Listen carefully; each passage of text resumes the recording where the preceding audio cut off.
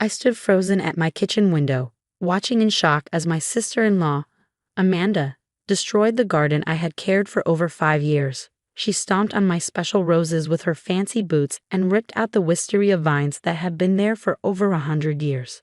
"This ugly garden has to go," she called out happily to someone I couldn't see. "Michael says a modern design will help sell the house faster." My hands shook as I gripped my phone, recording everything. The morning sun made every act of destruction clear as she tore through the plants, ripping out pieces of history. My name is Olivia, and at 35, I was watching my husband's sister destroy not just my garden, but my family's heritage. This 1880s Victorian home had belonged to my family for 4 generations. Every plant had a story. My great-grandmother had planted the roses. The herb garden followed designs from her old journals. The wisteria pergola had been the backdrop for generations of family weddings, including mine just 6 years ago. I had worked hard to restore the garden, even earning recognition from the local historical society. But now, Amanda was tearing it all apart, and I knew why. "This place will be worth more with a new look," she shouted. "We can put in a rock garden, maybe a fire pit. That's what buyers want." Then I heard my husband, Michael, "Just get it done fast, Amanda. I want the house ready to sell by next week." Of course he was in on it. 3 months ago, he told me he wanted a divorce. What he really meant was that he wanted to start over with his 25-year-old personal trainer. I had refused to sell the house. It had been in my family too long. Since then, Michael had been pushing me, complaining about maintenance and costs. When I still wouldn't agree, he moved out but kept his key. I should have changed the locks. A loud cracking sound snapped me back. Amanda was smashing the pergola with a crowbar. "Be careful," Michael warned. "We don't want injuries." I almost laughed. He cared about Amanda's safety, but not about destroying history. But I wasn't worried. I had planned ahead. 2 months ago, when Michael started talking about selling, I contacted the Historical Society. Thanks to my restoration work, the garden was already in their records, but I took it further. With their help, I got the house and garden protected as historical landmarks. That protection order was finalized last week. Michael and Amanda didn't know yet. They were too busy destroying things to notice the official letter on the kitchen counter still unopened. I kept recording as Amanda kicked over my herb garden. "This is better than therapy," she laughed. "You should have left her years ago, Michael. Who cares about dead plants and old memories?" Michael didn't respond, but I saw him shift uncomfortably. He never understood my love for this place. To him, it was just a house to sell. This garden had survived wars, economic crises, and storms. It wasn't going to be erased so easily. My phone buzzed. A text from Eleanor, the head of the Historical Society. "Got your message. Police and preservation officer on their way. Hold tight." I smiled and kept filming as Amanda dragged her crowbar toward the old stone wall. "This ugly wall has to go too," she said, raising the tool. Then I heard sirens. Michael and Amanda froze, finally noticing me at the window. I waved and held up my phone, showing them I had recorded everything. "What did you do?" Michael demanded as police cars arrived. I picked up the unopened letter from the counter, the Historical Society's seal clearly visible. "I protected what's mine," I said calmly, stepping outside to greet the officers. Amanda's face, when she realized she had just destroyed a protected historical site on camera, was almost worth the pain of watching my garden get torn apart. Almost. The next few hours unfolded like a carefully choreographed dance. Police officers photographed the damage while the preservation official, Dr. Marcus Chen, documented every destroyed plant and structure. Amanda's crowbar was bagged as evidence, her designer boots now muddy and ruined as she stood sullenly by the patrol car. "This wisteria was over 100 years old," Dr. Chen said, examining the torn vines. "The variety isn't even available anymore. This is a significant loss to our historical botanical record." Michael paced by the gate, running his hands through his hair. "This is ridiculous," he protested. "It's just a garden. I'm a co-owner of this property. I have the right to make improvements." Actually, Eleanor from the Historical Society stepped forward. "You don't. This entire property, including the gardens, received protected status last week. Any alterations require approval from the Preservation Board." She held up a thick folder. "The documentation shows these gardens are a living museum of Victorian horticultural practices." I watched as the reality of their situation slowly dawned on my husband and his sister. The smug superiority that had fueled their destruction crumbled under the weight of official documentation and legal consequences. "You can't be serious," Amanda scoffed, but her voice wavered. "They're just plants." These just plants represent one of the best preserved examples of 19th century garden design in the state, Eleanor continued. Mrs. Harrison's restoration work has been featured in historical journals. The property's protected status means any willful destruction is a criminal offense. I saw Michael's face pale as a detective approached him. This wasn't going according to his plan. He'd expected to bully me into selling, clear the property, and walk away with a quick profit. Instead, he was facing criminal charges and hefty restoration fines. "The Historical Society will be pressing charges," Eleanor announced, her voice firm. "The documented damage to protected historical features is extensive. We'll need a full assessment to determine the restoration costs." Amanda burst into tears, her usual manipulation tactic. "I was just trying to help my brother. Olivia's being spiteful, trying to ruin our lives over some stupid flowers." But her tears held no power here. The preservation officer continued photographing the destruction, focusing on the damaged pergola and the heritage roses that had been trampled beyond recovery.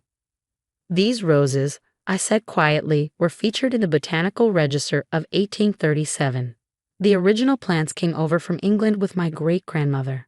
They survived 2 world wars, the Great Depression, and countless storms." I turned to Michael. "But they couldn't survive your selfishness." A police officer approached with forms detailing the charges: willful destruction of protected historical property, trespassing, vandalism. Michael's hands shook as he read through them. "Olivia," he pleaded, "we can work this out. I'll replant everything. We can fix this." I shook my head. "Some things can't be fixed, Michael. Like trust, once these plants are destroyed, you can't just replace them. They're gone forever." Eleanor placed a comforting hand on my shoulder before addressing the officers. "We'll need to document everything for the restoration assessment. Some of these plant varieties are irreplaceable. We'll have to source similar heritage specimens from botanical gardens." As if to emphasize the magnitude of loss, a piece of the damaged pergola crashed to the ground, its century-old wood splintering on impact. Amanda jumped at the sound, kindly seeming to grasp the seriousness of what she'd done. "The preliminary estimate for damages," Dr. Chen announced, reviewing his notes, "is approaching 6 figures. The Historical Society will require full restoration using period-appropriate materials and methods." Michael's face went from pale to ashen. 6 figures? That's impossible. "The pergola alone is a registered historical structure," Eleanor explained. "It requires specialized craftsmen to rebuild using Victorian techniques. The botanical specimens, particularly the lost heritage varieties, are practically priceless." I watched as the officers led Amanda to their car for formal questioning. She'd stopped crying, replaced by a shocked silence as reality set in. Her attempt to help her brother divorce me had instead landed them both in serious legal trouble. Michael tried one last time to regain control. "I'll fight this," he threatened. "You can't prove we knew about the protection order." "The letter's right here," I said calmly, holding up the unopened envelope. "Delivered yesterday. Your choice not to read it doesn't change its legal standing. Besides," I gestured to my phone, "I have video of everything, including Amanda's comments about intentionally destroying the garden to force a sale." The detective took my phone as evidence, nodding as I described the morning's events. Each piece of documentation, from the Historical Society's records to my video, formed an airtight case against them. Standing in my devastated garden, surrounded by the destruction of my family's legacy, I felt strangely peaceful. Michael and Amanda had tried to erase my history, but in doing so, they'd only ensured their own downfall. 6 months after that devastating morning, I stood in my garden watching as restoration experts carefully replanted heritage rose specimens. The Historical Society had helped source them from botanical gardens across the country, each one chosen to match the destroyed varieties as closely as possible. The pergola had been masterfully rebuilt by a craftsman specializing in Victorian structures, using traditional techniques and materials. It wasn't the same one that had hosted a century of family celebrations, but it carried forward the same historical significance. Michael and Amanda's legal troubles piled up fast. Destroying protected historical property was a serious crime, and they were facing huge fines. The restoration costs, nearly $300,000, forced Michael to sell his investments and Amanda to take out a big loan. Their plan had backfired. Instead of making money, Michael was going bankrupt. His new girlfriend left as soon as the financial trouble started. The herb garden now matches your great-grandmother's original design perfectly, Eleanor said, standing beside me at the restored stone wall. The Historical Society loves how authentic it looks. I nodded, watching workers carefully plant the herbs in their proper places. It's different but the same, like me. Losing my garden had changed me, but not in the way Michael and Amanda had hoped. Instead of breaking me, it made me stronger. My work on the restoration gained attention from historical preservation groups across the country. I was invited to speak at conferences and had even started helping others restore their gardens. "You've turned this into something incredible," Eleanor said. "Your documentation will help protect other historical gardens in the future." She was right. I had recorded every step of the process, creating a valuable resource for others. My great-grandmother's gardening journals, once just family keepsakes, were now part of a larger historical record. Amanda had tried to contact me several times, at first angry, then apologetic as she realized the full consequences of her actions. I ignored her calls. Some things, once ruined, can't be repaired. Michael's divorce plan had also failed. The judge did not look kindly on someone who tried to force the sale of a protected historical site, especially after destroying part of it. "The garden tours can start again next month," I told Eleanor. "The new plants should be ready by then." The monthly tours had been paused during the restoration. Starting them again felt like a fresh beginning, not just for the garden, but for me. "Oh, there's something else you should see," Eleanor said with a smile, handing me an envelope. Inside was an official letter. My property had been added to the National Register of Historic Places. Because of everything that happened, the garden had become even more important.